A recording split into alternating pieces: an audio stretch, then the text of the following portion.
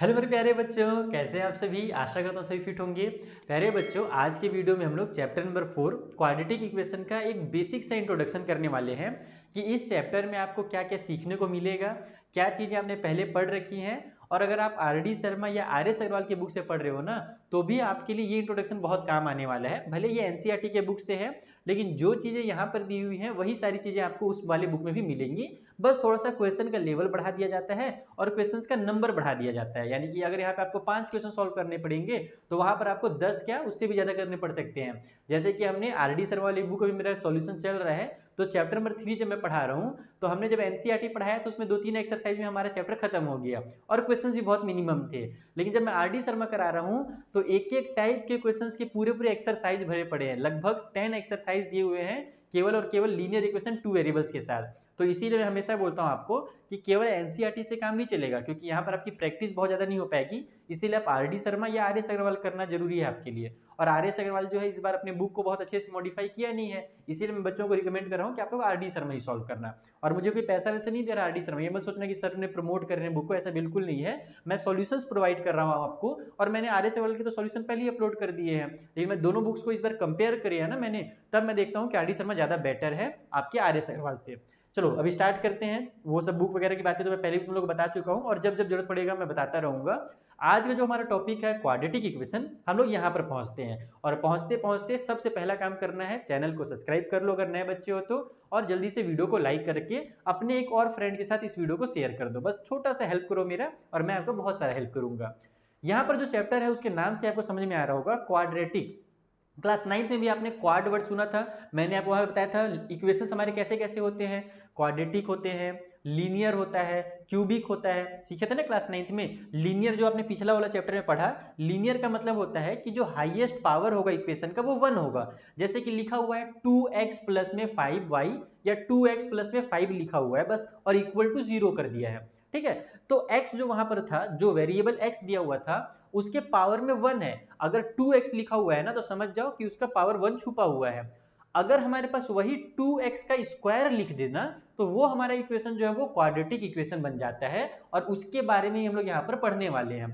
Quadratic मतलब समझ आ गया, इक्वेशन का मतलब वही कि इक्वल टू आपको 0 कर देना है। और इसका जो एक स्टैंडर्ड फॉर्म होता है ना, वो आपको इस बार सीखने को मिलेगा। इसका स्टैंडर्ड फॉर्म क्या होता है, तो a x square plus b x plus c equal to 0 होता है। मैं आपको आगे चलते हुए बुक में ही दिखा देता हूँ, जो जो आपकी बुक में दिया हुआ है ना, सारी चीजें मैं दिखाऊंगा। स्टार्ट करते हैं इन 3 चीजों से, कि इस चैप्टर में आपकी बुक में जो 3 एक्सरसाइजेस दिए हैं उसमें क्या क्या दिया हुआ है। तो पॉइंट नंबर 1 जो पहला एक्सरसाइज है, उसमें आपको दिया हुआ है कि क्वाड्रेटिक इक्वेशन को पहचानिए, कौन सा क्वाड्रेटिक इक्वेशन है और कौन सा नहीं है। जो आप क्लास 9th में सीख गए हो, बस उसको दोबारा से यहाँ पर अच्छे से थोड़ा सा रिपीट करना है। ओके, दूसरा चीज उसी में दिया हुआ है आपके, क्वाड्रेटिक इक्वेशन बनाइए, यानी कि वर्ड प्रॉब्लम दिए हुए रहेंगे और उससे आपको इक्वेशन बनाना रहेगा। जैसे कि मैं आपको यहाँ पे दिखाता हूँ, एक सेकेंड ना, चल भाई नीचे चला जा ताकि मेरे बच्चे लोग देख सके। देखो क्वाड्रेटिक इक्वेशन का यहाँ पे स्टैंडर्ड फॉर्म दिया हुआ है, इसको देखने से पहले मैं तुम लोग थोड़ा सा एक्सरसाइज दिखा देता हूँ, फिर मैं इक्वेशन तुम लोग को इंट्रोडक्शन कराऊंगा।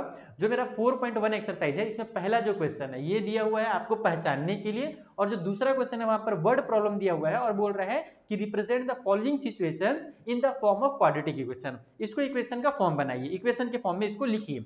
ठीक है, तो ये सब मैं आपको सिखाऊंगा, चिंता नहीं करना है। जब मैं एक्सरसाइज कराऊंगा तो ये भी चीज आपको मैं सिखाऊंगा। बाकी क्लास 9 में हमने बहुत सारी चीजों को सीख लिया है, यहाँ पर थोड़ा सा उसका अपग्रेडेड वर्जन मिलेगा आपको। अब आते हैं कि क्वाड्रेटिक इक्वेशन होता कैसा है, दिखता कैसा है भैया। तो देखो क्वाड्रेटिक इक्वेशन दिखाता हूं मैं तुम लोगों को ना, कहाँ गया स्टैंडर्ड फॉर्म, यहाँ पर स्टैंडर्ड फॉर्म।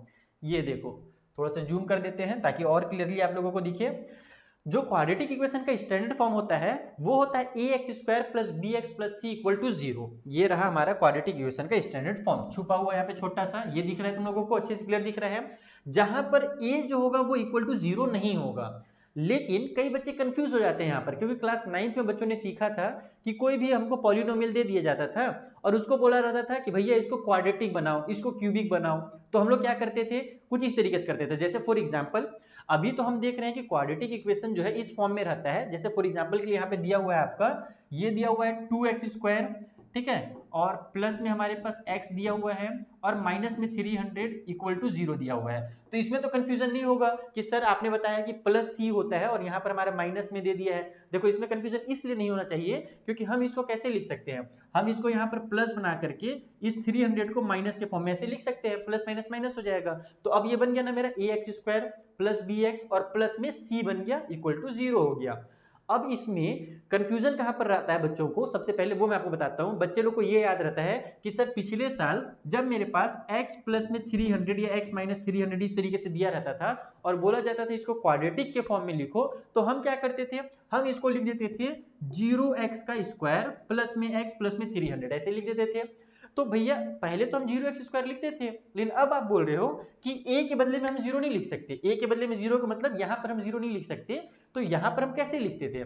तो देखो होता क्या है ना एक्चुअल में कि जो स्टैंडर्ड फॉर्म है वहां पर अगर आप 0 लिख दोगे तो वो क्वाड्रेटिक बनेगा ही नहीं, क्योंकि जब 0 से किसी का भी मल्टीप्लाई होता है ना तो वो तो उसको पूरा खत्म कर देता है। जैसे 0 का x² से अगर मल्टीप्लाई होगा तो ये तो पूरा 0 हो जाएगा, इसे खेल ही खत्म हो जाएगा, बचेगा सिर्फ मेरा x प्लस में 300 और ये जो है ये लीनियर बन जाएगा। इसको तुम इस एग्जाम्पल से समझो कि जैसे देखो कोलकाता नाइट राइडर जो आईपीएल में टीम है हमारी, उसमें क्या होता है कि जो सुनील नारायण है वो एक्चुअल में किस लिए जाने जाते थे, वो अपने बॉलिंग के लिए जाने जाते थे। वेस्ट इंडीज टीम से जब आए थे वो तो बॉलिंग करते थे, लेकिन आजकल तुम देखोगे तो जो गौतम गंभीर उनके कोच हैं वो उनको क्या करा रहे हैं, ओपनिंग बैटिंग करा रहे हैं। तो है तो वो इंसान बॉलर ही, बस उसको एज अ बैट्समैन खिलाया जा रहा है। उसी तरीके से ये इक्वेशन कहलाएगा क्या, लीनियर। बस यहाँ पर हम इसको बना क्या दे रहे हैं, एक क्वाड्रेटिक का फॉर्म दिखाने के लिए बना दे रहे हैं, लेकिन ये है नहीं क्वाड्रेटिक, बस दिखाया जा रहा है इसको क्वाड्रेटिक का फॉर्म कि अगर ये क्वाड्रेटिक रहता तो कुछ इस तरीके से रहता।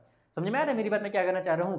तो उसी तरीके से जो x प्लस 300 है लीनियर, बस क्वाड्रेटिक बनाया जा रहा है, जबकि 2x² प्लस x और प्लस या माइनस में 300 जो भी रहा इक्वल टू 0, ये क्या है, ये एक्चुअल वाला हमारा क्वाड्रेटिक इक्वेशन है।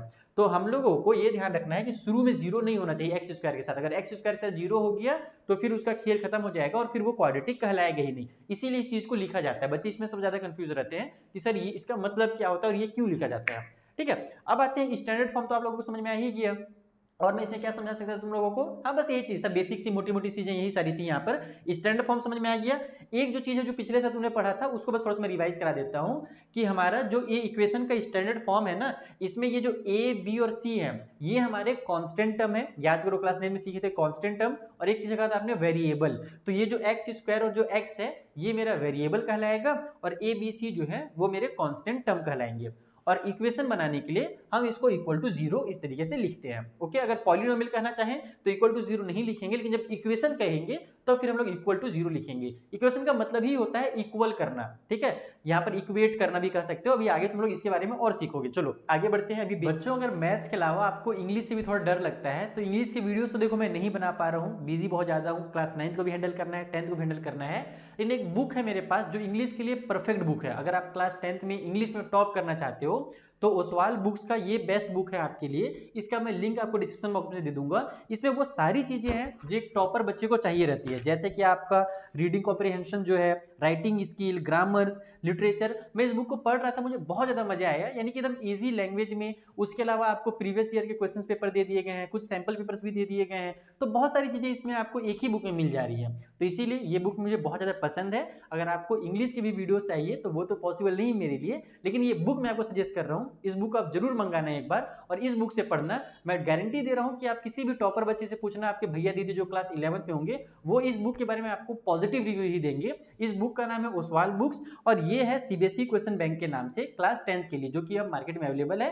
आप मेरे लिंक से लोगे तो मुझे भी थोड़ा सा बेनिफिट हो जाएगा, अदरवाइज आप ऑफलाइन मार्केट से भी ले सकते हो। बेसिक सीख लिया तुमने यहाँ पर क्वाड्रेटिक इक्वेशन का फॉर्म कैसा होता है, ये समझ में आ गया। अब अपन आगे चले और कुछ नए चीजों को और देखते हैं। ये तो हमारा एक्सरसाइज 4.1 इससे बन जाएगा हमारा पूरा, जहां पर हमें पहचानने के लिए दिया हुआ था और साथ ही साथ हम लोगों को सॉल्व करने के लिए दिया था। ये चीजें यहाँ से बन जाएंगी। अब आते हैं हम लोग ये solution of a quadratic equation by factorisation, यानी कि किसी भी क्वाड्रेटिक इक्वेशन को सॉल्व करना है फैक्टराइजेशन से। तुम लोगों ने क्लास 9th में और क्लास 8th में भी सीखा था, याद करो थोड़ा सा, जो मिडिल टर्म है उसको स्प्लिट करके हम लोग फैक्टराइज करते थे ना, क्लास 9 में सीखे हुए हो ना, वही चीज यहाँ पर भी यूज करना है। उसी को थोड़ा सा एक्स्ट्रा बढ़ा करके दिया हुआ रहेगा क्वेश्चन में, बाकी लगभग तुमको सेम ही लगेगा, कुछ अलग नहीं लगेगा। मैं थोड़ा सा इसको बड़ा कर देता हूँ, यहाँ पर के जो पॉइंट्स है थोड़ा सा ध्यान से समझना। कंसीडर करो the quadratic equation 2x² - 3x + 1 = अगर 0 है, एक हमें क्वाड्रेटिक इक्वेशन दे दिया हुआ है। इसमें कभी भी कंफ्यूज मत होना कि सर आपने प्लस के साइन के साथ क्वाड्रेटिक इक्वेशन का स्टैंडर्ड फॉर्म बताया था, लेकिन यहाँ पर माइनस दिया हुआ है, तो क्या ये क्वाड्रेटिक होगा? यस, ये बिल्कुल क्वाड्रेटिक होगा, क्योंकि हम -3x को ब्रैकेट में करके बाहर में प्लस की साइन लगा सकते हैं। मेन ध्यान रखना है कि हाईएस्ट पावर जो है वो 2 होनी चाहिए, तब वो क्वाड्रेटिक कहलाएगा। ओके बच्चे लोग, अब देखो कि क्या होता है कि अगर हम लोग रिप्लेस कर देते हैं x को, किससे रिप्लेस कर देते हैं? तो 1 से रिप्लेस कर देते हैं। If we replace x by 1, अगर 1 से अपन रिप्लेस किए तब क्या होगा देखना कि जो हमारा लेफ्ट साइड है ना, लेफ्ट साइड में x का स्क्वायर था तो वो 1 का स्क्वायर हो जाएगा, 3x था तो 3 × 1 हो जाएगा, और फिर प्लस का जो 1 था वो तो उतर जाएगा। और जब तुम इतना को सॉल्व करोगे, इस पार्ट को जब तुम सॉल्व करोगे तो देखो ये 2 बन जाएगा। 2 का मल्टीप्लाई अगर 1 के स्क्वायर से करोगे कितना आता है? 2 आता है ना। मैं यहाँ पे लिख दे रहा हूँ, नीचे में लिख दे रहा हूँ, 2 हो गया। फिर ये माइनस का 3 बन जाए, 3 हो जाएगा, फिर प्लस का 1 है, और इसको जब सॉल्व करेंगे अपन तो कितना आएगा? 0 आ जाएगा। 2 और 2 मेरा 3 हो गया प्लस वाला, और ये माइनस का 3 पहले से है तो हमारा प्लस माइनस कैंसिल हो गया, 0 हो गया। तो हम क्या देख रहे हैं कि जब हमने x के बदले में 1 पुट किया तो हमारा जो आंसर है वो इक्वल टू 0 आ गया। और इस इक्वेशन में तुम लोग यहाँ पर ध्यान दो कि पहले से इक्वल टू साइड में 0 था। इसका मतलब क्या हुआ कि जो 1 है ना वो क्या कर रहा है? सेटिस्फाई कर रहा है इस वाली इक्वेशन को। आगे में देखो लिखा हुआ है कि वी से that 1 is a root of the quadratic equation 2x² - 3x + 1 = 0। This also mean that 1 is a 0 of quadratic polynomial. इतना ये चीज भी ध्यान रखना कि कई बार बच्चे लोग इसमें भी कंफ्यूज रहते हैं कि सर 0 क्या होता है और रूट क्या होता है। तो दोनों का मतलब सेम ही होता है। अगर रूट लिखा हुआ है तो भी तुमको वही चीज निकालना है, अगर 0 लिखा हुआ है तो भी तुमको सेम ही चीज निकालना है। दोनों का सेम मतलब है, रूट और 0 अलग अलग नहीं होते, ये ध्यान रखना। वही चीज यहाँ पे दिया हुआ है कि जो 1 है वो क्या है? 0 है इस वाली इक्वेशन के लिए, और साथ ही साथ तुमको 1 को रूट भी कह सकते हो इस इक्वेशन का। ओके, तो रूट और 0 होता क्या है?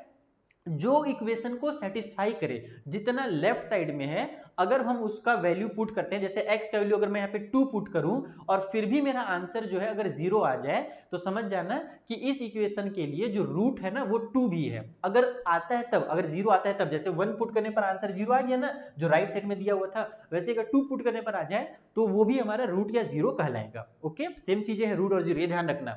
अब आगे बढ़ते हैं। इन जनरल फॉर्म में A real number alpha is called a root। Alpha कहां से आ गया? तो अल्फा देखो, अब तुम लोग क्लास 9th में नॉर्मल थे, एक्स वाई जेड पढ़ते थे। अब आप लोगों को नए नए सिंबल सीखने को मिलेंगे। अगर रियल नंबर को रिप्रेजेंट करना है तो हम वहां पर अल्फा का, बीटा का, ये सब का यूज करते हैं। अगर तुम आरडी शर्मा सॉल्व कर रहे होगे तो तुम लोग को ध्यान होगा चैप्टर नंबर 3 में हमारे पास लास्ट के एक्सरसाइज में बहुत ज्यादा अल्फा बीटा दिया हुआ था, पूरे चैप्टर में ही दिया था। लास्ट में क्या बोलूं मैं, तो यहाँ पर हमारे पास रियल नंबर अल्फा से हम रिप्रेजेंट करते हैं रूट्स को। ठीक है, of the quadratic equation ax² + bx + c, जहां पर a is not equal to 0, वही सारी चीजें दी हुई है फालतू में, और यहाँ पर भी बस वही सारी चीजों को दिया हुआ है कि अल्फा जो होगा वो सॉल्यूशन होगा। अल्फा जो है वो x ही है, अल्फा कोई नया चीज नहीं है ना, x इक्वल टू ही अल्फा यहाँ पर लिखा जा रहा है। Alpha is a real number जो कि एक नंबर है, जैसे 1 2 3 4 5 6 -1 -2 -3 0, ये सारे क्या है हमारे पास? रियल नंबर्स होते हैं। ओके, अब क्या दिया हुआ है भैया यहाँ पर, और समझे हम एक चीज और लिख रहा है कि quadratic polynomial ax² + bx + c and the roots of the quadratic equation are the same. वही चीज जो मैं तुम लोग पहले समझाया कि अगर 0 बोलोगे तो भी वही चीज होगा और रूट्स बोलोगे तो वही चीज होगा। हटाओ, बार बार एक ही चीज आ रहा है, तुम लोग समझ चुके हो जो मैं समझाना चाह रहा था पहले से ही, कि ये हमारे पास होता है क्वाड्रेटिक इक्वेशन के सॉल्यूशन।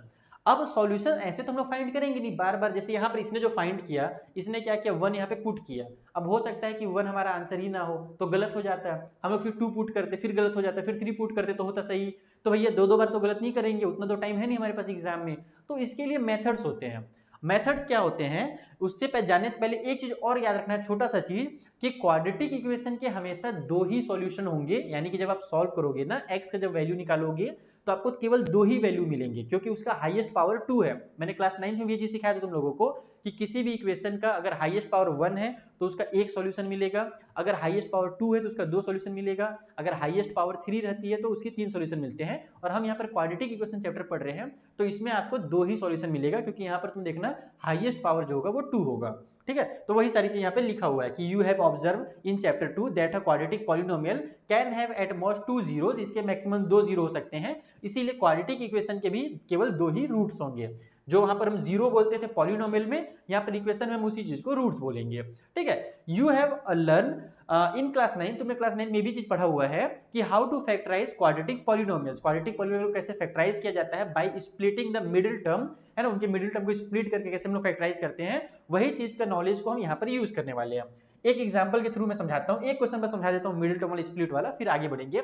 जैसे देखो 2x² - 5x + 3 = 0 दिया हुआ है, ठीक है। इसको अगर फैक्टराइजेशन के थ्रू अपने को इसका आंसर निकालना है, इसके रूट्स निकालने हैं, तो हम क्या करेंगे कि बीच में जो माइनस का 5x है उसको अपन सॉल्व करेंगे। यानी कि एक सेकेंड, पेन आ जा रेड कलर का, ये जो तुम लोग -5x दिख रहा है ना, इसको स्प्लिट करना है और कुछ इस तरीके से स्प्लिट करना है कि यहाँ पर जो नंबर है और यहाँ पर जो नंबर है इन दोनों के प्रोडक्ट के बराबर आना चाहिए। तो 3 2 कितना होता है, 6 होता है। तो बीच वाले को कुछ इस तरीके से लिखना है कि जब हम मल्टीप्लाई करें तो 6 आ जाए और प्लस माइनस करें तो हमारा 5 ही आना चाहिए। तो इसने क्या किया, सिंपल से -5x को माइनस का 2x और माइनस का 3x बना दिया, क्योंकि हम जानते हैं कि -2x और -3x जब लिखेंगे तो वो तो -5x आ ही जाएगा, और साथ ही साथ -2 को -3 से मल्टीप्लाई करेंगे तो 3 2 6 भी हो जाता है। तो इस तरीके से मिडिल टर्म को स्प्लिट किया जाता है। तुम जितना ज्यादा प्रैक्टिस करोगे ना इस वाले मेथड का, उतना ही ज्यादा ये तुम्हारे दिमाग में बैठते जाएगा। कई बार पहले शुरू में बच्चे लोग क्या करते थे, ऐसे फैक्टर्स निकालते थे, फैक्टर निकाल करके, जैसे मिडिल टर्म में मान लो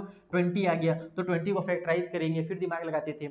लेकिन जब तक तुम मान लो 20 क्वेश्चन बना लिए तुमने, तो 20 क्वेश्चन के बाद तुम्हारे दिमाग में ऑटोमेटिकली आंसर आने लगेगा मैक्सिमम क्वेश्चंस के, कि इसका मिडिल टर्म को हम कितने नंबर्स में, कौन कौन से नंबर्स में स्प्लिट करें, ठीक है। तो ये हो गया। अब इसको स्प्लिट करके ऐसे लिखा जाता है 2x² माइनस में 2x माइनस 3x प्लस में 3, जो था हमारे पास इक्वेशन, देखो यही इक्वेशन था, उसी इक्वेशन को बस -2x और -3x कर दिया गया। अब क्या करते हैं कि इसका पेयर बना लो और इसका पेयर बना लो, दो का पेयर बना लेकर के हम लोग यहाँ से कॉमन निकालते हैं। जैसे ये देखो हमारे पास यहाँ भी 2x और यहाँ भी 2x है, तो दोनों में से 2x को कॉमन निकाल लिया, इसके पास एक x बच गया वो उतार दिया, और माइनस में यहाँ पर 1 लिखेंगे क्योंकि 2x 1 से मल्टीप्लाई होता है तभी 2x आता है। उसी तरीके से इन दोनों में आपको क्या कॉमन दिख रहा है, 3 कॉमन दिख रहा है, तो दोनों में से 3 कॉमन निकाला, साथ ही साथ माइनस के साइन को भी बाहर निकाल दिया। क्यों बाहर निकाला, क्योंकि जो चीज यहां पर हमारे पास है ब्रैकेट में, वही चीज यहां पर भी आना चाहिए, अलग ले आओगे तो कोई मतलब नहीं होगा। तो यहां पर जब हम लोग को x लेकर के आना है और हम देख रहे हैं कि माइनस का 3x है, तो हमने माइनस के 3 को बाहर निकाल दिया ताकि अंदर में प्लस वाला x हो जाए, ताकि -3 और प्लस x से मल्टीप्लाई हो तो फिर माइनस का 3x आ जाता है। और फिर उसी तरीके से यहाँ पर प्लस का 3 लिखा हुआ था, तो अगर मैं यहाँ पर प्लस का 1 लिख दूंगा तो फिर क्या हो जाएगा, मेरा यहाँ पर -1 था और यहाँ +1 अलग अलग हो जाएगा।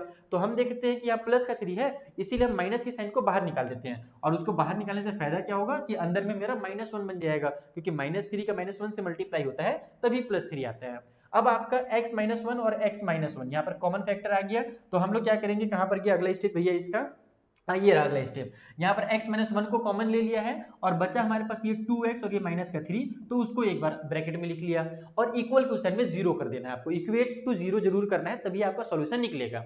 अब आपको क्या करना है कि 2x - 3 इक्वल टू अगर 0 लोगे, पहले वाले पार्ट को अगर इक्वल टू 0 करोगे तो वहां से आपका x का जो वैल्यू है वो कैसे निकल करके आ जाएगा, 3 को उधर ट्रांसफर करो तो वो +3 हो जाएगा, और 2 को उधर ट्रांसफर करो तो 2x के साथ मल्टीप्लाई में था तो उधर जाकर के 3 के डिवाइड में आ जाएगा। तो x का जो पहला वैल्यू है वो 3/2 हो गया। उसी तरीके से अगर x - 1 इक्वल टू 0 लेते हो, ये दूसरा वाला जो हमारा फैक्टर हमने निकाला है उसमें से अगर आप x - 1 इक्वल टू 0 लिखोगे तो 1 उधर ट्रांसफर करोगे तो फिर x का वैल्यू जो है वो पॉजिटिव वाला 1 हो जाएगा, -1 उधर जाकर के +1।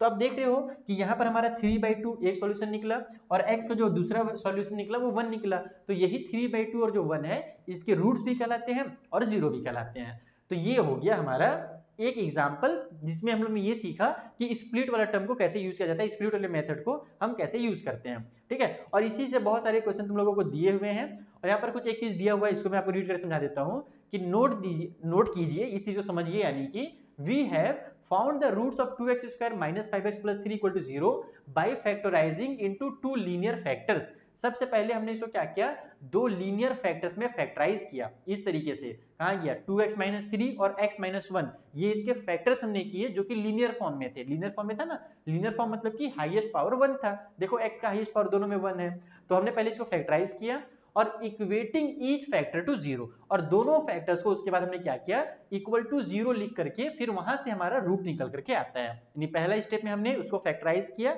और फिर इक्वल टू 0 किया, इक्वेट 0 से किया।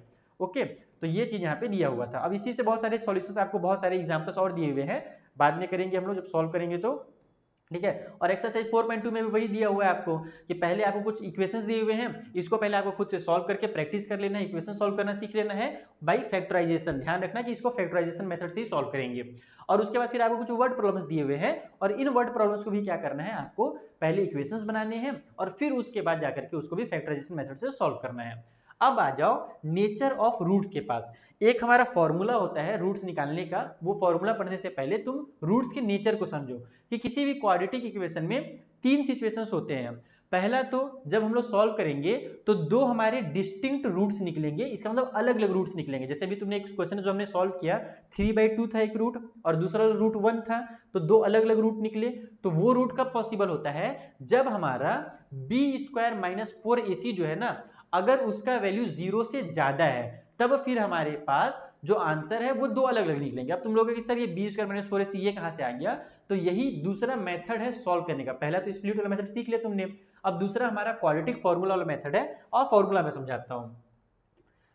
ये जो x इक्वल टू लिखा हुआ है ना, x equal to -b plus minus root के अंदर b² - 4ac divide by 2a, यही हमारा मेन फॉर्मूला है। इस फॉर्मूला का जब यूज करोगे तुम, तो तुम्हारा जो रूट है ना, जो हमने वहां पर स्प्लिट मेथड से निकाला, वही रूट्स यहाँ पर भी निकल करके आएगा। बस एक पॉजिटिव में आएगा, एक निगेटिव में आएगा, क्योंकि यहाँ पे देखो तुम्हारे पास प्लस माइनस दोनों दिया हुआ है। तो ये मत सोचना कि एक ही रूट निकलेगा, दो रूट्स यहाँ पर भी निकलेंगे। अभी मैं तुमको दिखाऊंगा एग्जाम्पल्स में। ठीक, तो ये जो b² - 4ac है ना, इसका बहुत बड़ा रोल होता है। तुम लोगों को मैं दिखाता हूँ, ये सब चीजों को मत पढ़ना, इसको पढ़ोगे तो कंफ्यूज हो जाओगे कि b² - 4ac अगर ग्रेटर है 0 से, तो दो डिस्टिंक्ट रूट मिलेंगे, और कौन से रूट्स मिलेंगे, तो इस फॉर्म में मिलेगा और एक इस फॉर्म में मिलेगा। बच्चे लोग यहाँ पर बहुत डर जाते हैं कि सर इतना भयंकर भयंकर लिखा हुआ है, डरने की जरूरत ही नहीं है। देखो इसको पढ़ो ही मत, छोड़ो तुम, मैं तुमको जो जरूरी चीज है वो दिखा देता हूँ साफ साफ। यहाँ पर देखो, ये सबसे जरूरी चीज है कि जो b² - 4ac है, अब b, a और c ये क्या है, तो तुमने देखा था ना, जो हमारा स्टैंडर्ड फॉर्म था क्वाड्रेटिक इक्वेशन का, वो क्या था, ax² प्लस bx प्लस c, ये हमारा स्टैंडर्ड फॉर्म था। तो बस वहां पर ही जो a, b और c है ना, उसी को यहाँ पर आपको वैल्यूज को पुट करना है, और जो b² - 4ac का वैल्यू निकल करके आएगा, इसको ही शॉर्टकट में कह लो या मैथ्स के लैंग्वेज में कह लो, डिस्क्रिमिनेंट कहा जाता है। ठीक है, इसको क्या बोला जाता है, डिस्क्रिमिनेंट, और इसको ही d से रिप्रेजेंट भी किया जाता है। b² - 4ac को तुम लोग देखना कई जगह पर इक्वल टू डी लिखा रहता है। ठीक है, इसके बदले में डी भी लिख देते हैं, तो कंफ्यूज मत होना। यही चीज जो है डिस्क्रिमिनेंट कहलाता है, इसीलिए उसको कैपिटल डी से रिप्रेजेंट करते हैं। अब देखना कि किसी भी इक्वेशन को जब तुम सॉल्व करोगे ना, और वहां पर तुम देखना कि b² - 4ac का जो वैल्यू है, जैसे पिछले वाला जो भी हमने क्वेश्चन सॉल्व किया ना 2x², जो इस एग्जांपल में भी हमने स्प्लिटिंग वाले मेथड से सॉल्व किया, वहां पर तुम जाओ और यहाँ b² - 4ac का वैल्यू निकाल करके देखना। तुम्हारा b² - 4ac जब तुम निकालोगे, तो तुम्हारा जो वैल्यू निकलेगा वो 0 से ग्रेटर ही निकलेगा, एकदम गारंटी है मेरी। क्यों गारंटी है, क्योंकि यहाँ पे साफ से बोला है कि जब हमारे पास b² - 4ac जब ग्रेटर होता है ना 0 से, तब हमें दो अलग अलग रियल रूट्स मिलते हैं, और वहां पर हमें दो अलग अलग रियल रूट्स मिले थे। इसका मतलब कि वहां पर b² - 4ac का जो वैल्यू था वो 0 से ज्यादा ही होगा। उसी तरीके से अगर तुम b² - 4ac निकालते हो किसी भी इक्वेशन में, क्वाड्रेटिक इक्वेशन में, और वो इक्वल टू 0 हो जाता है, तो उस कंडीशन में हमारे पास जो रूट्स होंगे वो दोनों आपस में इक्वल हो जाएंगे। कई बार तुमको ऐसे इक्वेशन सॉल्व करने को मिलेगा जहां पर x की वैल्यू 2 और 2 रहेगी, या फिर x की वैल्यू मान लो 5 है, तो दूसरा वाले का भी x का वैल्यू 5 ही आएगा, यानी अलग अलग नहीं आएगा। जैसे वहां पर अलग अलग आया था ना, 3/2 और एक 1 आया था, कई बार तुमको बराबर ही मिलेगा। और कब बराबर होता है, जब डिस्क्रिमिनेंट का यानी कि b² - 4ac का वैल्यू अगर इक्वल टू 0 है, तब तुम्हारे पास बराबर वैल्यूज मिलेंगे। तीसरा एक और का सिचुएशन होता है जहां पर रियल रूट्स होते ही नहीं है, नो रियल रूट्स। अब इसमें बच्चे लोग कंफ्यूज आते हैं कि सर रियल रूट्स नहीं होते, इसका मतलब क्या होता है। तो देखो रियल नंबर्स तुम लोग जानते ही हो कि 1 2 3 4 -1 -2 0, ये सब जो होते हैं हमारे पास रियल नंबर्स होते हैं। कुछ इमेजिनरी नंबर होते हैं, कॉम्प्लेक्स नंबर होते हैं, जो तुम लोग क्लास 11th में पढ़ने वाले हो, इस साल तुम्हारे सिलेबस में वो चीज नहीं है। उसमें होता क्या है, तुम लोग को एक चीज मैं बताता हूँ। जैसे तुम लोग ने अभी पिछले एक्सरसाइज में देखा, ये वाला ग्राफ वाला तुमने देखा ना, कि हमारे पास कोई भी लीनियर इक्वेशन रहता था, वो क्या करता था कि ये हमारा x एक्सिस है, ये y एक्सिस है, इसको ऐसे कट करता था, इस तरीके से कट करता था, कहीं ना कहीं पे वो कट जरूर करता था। तो जहां पर वो कट करता था वो उसका सॉल्यूशन कहलाता है। अगर हमारे पास लीनियर इक्वेशन 2 वेरिएबल्स के साथ दिया हुआ है ना, तो कभी भी हमारे पास, सॉरी 2 वेरिएबल्स वो दूसरा चीज बोल दिया मैंने, अगर हमारे पास क्वाड्रेटिक इक्वेशन दिया हुआ है, और क्वाड्रेटिक इक्वेशन को जब तुम ग्राफ में देखोगे ना, तो इसका ग्राफ कैसा बनता है तुम बताओ, कुछ इस तरीके से। देखो ये y एक्सिस हो गया, ये x एक्सिस हो गया, इसका ग्राफ कुछ ऐसे बनता है, ऐसे पैराबोला बनाता है। इसमें होता क्या है कि जो मेरा x वाली लाइन है, ये मेरी x वाली लाइन है ना, तो x वाली लाइन पे जहां जहां पर ये लाइन यानी कि जो हमारा इक्वेशन था उसका जब हमने लाइन बनाएंगे तो ऐसे बनेगा, और जहां जहां पर कट करेगा वही पॉइंट्स जो होंगे वो सॉल्यूशन कहलाते हैं इस इक्वेशन के लिए। और अगर हमारे पास ये इक्वेशन हमको एक ऐसा इक्वेशन दे दिया है जिसको जब हम लोग ग्राफ में रिप्रेजेंट करेंगे और ऐसे ऊपर से चला जाए, वो एक्स एक्सिस को कट ही ना करे, तो उस कंडीशन में हमारे पास हमको उसके इक्वेशन के सॉल्यूशन मिलेंगे ही नहीं। हमारे इक्वेशन के सॉल्यूशन को ही क्या बोला जाता है, रूट्स बोला जाता है। तो रूट्स कब मिलेंगे, जब इस तरीके से कट हो रहा हो, ठीक है। और हमारे पास अगर कट ही नहीं होगा तो फिर वहां पर रूट ही नहीं मिलेगा, तो उसी को बोला जाता है नो रियल रूट्स। और ये कब पॉसिबल है, जब हमारा बी स्क्वायर माइनस 4ac का जो वैल्यू है वो 0 से छोटा हो जाए। यानी जब तुम बी स्क्वायर माइनस 4ac निकालो और वो निगेटिव में आ जाए, -1 -2 या कुछ भी आ जाए, 0 से जो छोटा नंबर है, तो उस कंडीशन में हमारे पास रियल रूट्स नहीं मिलते हैं। तो कई बार क्वेश्चन पूछा भी जाता है रियल रूट्स है कि नहीं है बताइए, तो तुम इस तरीके से बताओगे, यहाँ पर इसको सॉल्व करके देखोगे उस इक्वेशन में कि हमारा बी स्क्वायर माइनस 4ac का वैल्यू कैसा आ रहा है, और इस हिसाब से तुम आंसर बताओगे कि उसके रियल रूट्स हैं या नहीं है। तो ये भी एक इंपॉर्टेंट पार्ट है इस चैप्टर का, बहुत ज्यादा इंपॉर्टेंट पार्ट है, इसको भी ध्यान रखना है अपने को, ठीक है। बाकी एक्सरसाइज जब हम लोग करेंगे ना बबुआ, तो तुम्हारा सारा चीज क्लियर हो जाएगा, टेंशन नहीं लेने का। हो, यहाँ पर हमारे पास कुछ कुछ चीजें दी हुई हैं, वही चीज है क्या, वो फॉर्मूला क्या बोल रहा है कि फाइंड द डिस्क्रिमिनेंट, आपको डिस्क्रिमिनेंट निकालना है, यानी कि बी स्क्वायर माइनस 4ac का वैल्यू निकालना है। तो देखो बी स्क्वायर माइनस 4ac का वैल्यू कितना आ गया, -8 आ गया, जो कि 0 से छोटा है। और अभी हमने देखा कि अगर 0 से छोटा रहे कोई भी नंबर, तो वहां पर हमारे रियल रूट्स नहीं होते हैं। तो वही चीज लिखा हुआ है कि given equation has no real roots, तो ये भी चीज आता है। और क्वेश्चंस को सॉल्व करने के लिए भी आता है, जैसे कहा कि एग्जांपल में ढूंढ रहा हूँ, रुको कहाँ गया, ये देखो x का वैल्यू निकालने के लिए आया था, तो हमने फॉर्मूला लगाया वही वाला बी स्क्वायर माइनस 4ac का। अब बोलोगे सर यहाँ पर डायरेक्ट 289 लिखा हुआ है, बी स्क्वायर माइनस 4ac तो लिखा नहीं है। तो ये क्या किया है, देखो पहले ही यहाँ पर बी स्क्वायर माइनस 4ac को अलग से सॉल्व कर लिया है, यहाँ पर दोबारा अब उसको रूट के अंदर सॉल्व करने की जरूरत नहीं पड़ेगी। और मैं भी यही करता हूँ कि तुम अलग से बी स्क्वायर माइनस 4ac को सॉल्व कर लो और फिर जाकर के यहाँ पर उसके वैल्यू को पुट कर दो। तो 289 आ गया, तो उसने यहाँ पर पुट कर दिया। अगर यहाँ पर 289 से ये नंबर मतलब 0 से अगर ये नंबर छोटा आ जाता ना, तो इसको फिर सॉल्व ही नहीं करते।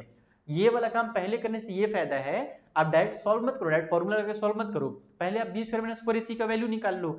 अगर वो हमारा इक्वल टू 0 आ गया, यानी कि वो 0 निकल करके आ गया या 0 से बड़ा निकल करके आ गया, तब फिर आगे सॉल्व करो, क्योंकि तब फिर तुमको क्या मिलेगा, उसका सॉल्यूशन मिलेगा। और अगर वो 0 से छोटा निकल करके आ जाए, तो फिर उसको सॉल्व भी मत करो, डायरेक्ट लिख दो कि ये 0 से छोटा है, इसलिए इसके रूट्स होंगे ही नहीं, इसके रियल रूट्स निकलेंगे ही नहीं, इमेजिनरी रूट होते हैं, कॉम्प्लेक्स रूट होते हैं, जो हमारे सिलेबस में नहीं है भैया, ठीक है। तो यहाँ पर फिर अब इसको सॉल्व किया, तो एक तुम्हारा प्लस के साइन के साथ होता है, एक माइनस के साइन के साथ होता है। तो जब तुम प्लस के साइन के साथ सॉल्व करोगे तो 17 प्लस में आ जाएगा और 7 माइनस में आ जाएगा, तो ये बन जाएगा हमारा 12 को 5 से डिवाइड देंगे, नहीं एक सेकेंड, हमारे पास मैं इसको सॉल्व करके देखता हूँ ना, क्योंकि हमारे पास दो सॉल्यूशन तो निकलेंगे, इतना कंफर्म है। तो ये -7 हो जाएगा, और फिर अगर अपन प्लस का 17 लेते हैं और डिवाइड बाई में 2 करते हैं, तो सॉरी ये हमारा 12 नहीं 10 हो जाएगा, तो 10/2 यानी कि 5 निकल करके आ जाएगा। तो पहला रूट देखो इसने यहाँ पर 5 लिखा है, और अगर तुम इसको माइनस में सॉल्व करोगे, यानी कि 7 फिर माइनस में 17 लेकर के डिवाइड बाई 2 करोगे, तो उस कंडीशन में ये कितना हो जाएगा हमारे पास 24 हो जाएगा, माइनस की साइन के साथ, और डिवाइड बाई 2, तो इक्वल टू ये माइनस का 12 बन जाएगा। तो देखो यहाँ पर तुम्हारा माइनस का 12 भी दिया हुआ है। तो ये मेथड है, ये भी रूट्स निकालने का मेथड है। जब तुम इसी क्वेश्चन को स्प्लिटिंग वाले मेथड सॉल्व करोगे ना, तो भी तुम्हारा सेम ही निकलेगा, यही आंसर जो है वो निकल करके आएगा। तो यही सारी चीज तुमको दिया हुआ है। अब इसके बाद का जो एक्सरसाइज है उसमें तुम लोगों को यही मेथड से सॉल्व करने के लिए क्वेश्चन दिए हुए हैं। देख लो ये 4.3 में क्या बोल रहा है कि find the nature of roots, root का नेचर कैसा होगा, रियल रूट्स होंगे, डिस्टिंक्ट रूट्स होंगे यानी कि इक्वल वाले होंगे, या फिर बिना इक्वल वाले होंगे, या फिर हमारे रियल रूट्स होगा ही नहीं, वो आपको यहाँ पर बताना है। और कैसे बताएंगे, तो वही बी स्क्वायर माइनस 4ac निकाल करके बता देंगे। उसके अलावा तुम लोगों को यहाँ पर से k की वैल्यू निकालनी है, सेम उसी मेथड से निकलेगा जब सॉल्व करेंगे। तो फिर हमारे पास ये 3 क्वेश्चंस दिए हुए हैं और इसको भी तुमको सॉल्व करना है। तो तुम जब एग्जाम में आएगा तो ध्यान रखना कि जब एग्जाम में आता है ना, तो वहां पर अगर लिखा हुआ आ रहा है कि तुमको इसको क्वाड्रेटिक फॉर्मूला से सॉल्व करना है, तब तुम B square minus 4ac divide by 2a वाला फॉर्मूला लगाओगे। अगर लिखा हुआ नहीं आ रहा है, केवल लिख दिया है, कुछ वर्ड प्रॉब्लम दे दिया है और बोल रहा है भैया वैल्यू निकालो सॉल्व करो, और एग्जाम में आया हुआ है, तो उस कंडीशन में तुमको जो मेथड इजी लगे, स्प्लिट वाला मेथड इजी लगे तो स्प्लिटिंग वाला मेथड यूज करना, और अगर तुमको ये वाला मेथड इजी लग रहा है फॉर्मूला वाला, तो तुम फॉर्मूला वाला मेथड भी यूज कर सकते हो। लेकिन जब एक्सरसाइज में सॉल्व करोगे तब तुमको जिस भी एक्सरसाइज का क्वेश्चन है उसी मेथड से सॉल्व करना पड़ेगा। अब आ जाते हैं अपन समरी में, और जो चीज हमने आज पढ़ी, आज जो हमने सीखा, वही चीज यहाँ पर दिया हुआ है, मैं फटाफट रिवाइज करा देता हूँ। एक क्वाड्रेटिक इक्वेशन जो है वो हमारा ax स्क्वायर प्लस bx प्लस c इक्वल टू 0 के फॉर्म में होता है, जहां पर a हमेशा इक्वल नहीं होगा 0 के, ये ध्यान रखेंगे। ए रियल नंबर अल्फा जो है वो हमारा क्या कहलाएगा, रूट कहलाएगा क्वाड्रेटिक इक्वेशन का। कब रूट कहलाएगा, जब हम लोग x के बदले में अल्फा लिख देंगे और हमारा आंसर जो है वो 0 आ जाए इक्वल में, यानी कि जब हम लोग सॉल्व करेंगे तो इक्वल टू 0 करके आना चाहिए। तब हमारा जो अल्फा है वो क्या कहलाएगा, जीरो कहलाएगा। अगर हम लोग फैक्टराइज करते हैं a x square plus b x plus c equal to zero, है ना, और जहां पर ए इक्वल टू जीरो नहीं है, मतलब वही एक क्वाड्रेटिक इक्वेशन को अगर फैक्टराइज करते हैं, और किस तरीके से फैक्टराइज करते हैं, तो product of two linear factors, जैसे वहां पर आया था ना x प्लस में 2x प्लस में 3 और x माइनस में 1, दो लीनियर फैक्टर्स निकल करके आए थे, हम लोग उस तरीके से अगर फैक्टराइज करें और उसके बाद फिर हम लोग roots of the quadratic equation equal to zero निकालने के लिए क्या करेंगे, founded by equating each factor to zero, यानी कि जो भी फैक्टर्स है, जैसे कि हमारे पास x 2x प्लस में 3 इक्वल टू जीरो था या फिर माइनस 3 था, जो भी था, तो हम लोग उसको इक्वल टू जीरो जब तक नहीं करेंगे, वहां से हमारा रूट नहीं निकलेगा। तो वही लिख रहा है कि हम लोग इसको equating to factor to zero करेंगे, तब जाकर के वो निकलेगा। फिर हमारे पास क्वाड्रेटिक फॉर्मूला दिया हुआ है, जहां पर हमारे पास बी स्क्वायर माइनस 4ac या तो ग्रेटर होगा जीरो से या तो इक्वल होगा जीरो के। ये चीज हमेशा ध्यान रखना कि बी स्क्वायर माइनस 4ac या तो बड़ा होगा जीरो से या तो जीरो के बराबर निकल करके आएगा। अगर जीरो से छोटा हो जा रहा है तो वहां पर हमारा आंसर नहीं निकलेगा, खत्म बात। अगला चीज है कि क्वाड्रेटिक इक्वेशन जो है उसके क्या क्या चीजें हो सकती है, तो दो डिस्टिंक्ट रियल रूट्स हो सकते हैं। डिस्टिंक्ट मतलब होता है अलग अलग रूट्स, है ना। जब कब होगा रियल रूट्स, जब हमारा बड़ा होगा जीरो से, और हमारे दो इक्वल रूट्स हो जाएंगे जब हमारे पास b square minus 4ac equal होगा जीरो के, ठीक है। और हमारे पास नो रियल रूट्स होंगे जब बी स्क्वायर माइनस 4ac छोटा होगा जीरो से। तो ये सारी चीजें यहाँ पे दी हुई थी बबुआ लोग। आई होप आपको आज का चैप्टर 6 समझ में आ गया होगा, इसका इंट्रोडक्शन समझ में आ गया होगा। जब तक देखो क्वेश्चन सॉल्व नहीं करोगे ना, तब तक चीजें नहीं अच्छे से क्लियर होती हैं। बाकी मैंने कोशिश किया है कि इंट्रोडक्शन अगर कोई बच्चा देख ले और उसके बाद जब वो एक्सरसाइज सॉल्व करे तो उसको बहुत सारी चीजें बहुत आसान लगेंगी, और डायरेक्ट जो एक्सरसाइज सॉल्व करने बैठोगे तो थोड़ा सा मुश्किल लग सकता है। इसीलिए इस वीडियो को अपने फ्रेंड के साथ जरूर शेयर करना, ठीक है। चलो मिलते हैं किसी नेक्स्ट वीडियो में, तब तक के लिए थैंक यू फॉर वाचिंग। अगर कुछ भी समझ में ना आया हो तो आप मुझे टेलीग्राम पे मैसेज कर सकते हो। टेलीग्राम पे हमने ग्रुप बना दिया है, वहां पर आपस में हम लोग डिस्कस करते रहते हैं। मैं ज्यादातर वहीं पर एक्टिव भी रहता हूँ, तो टेलीग्राम पे जरूर मैसेज करना, ठीक है। Thank you once again.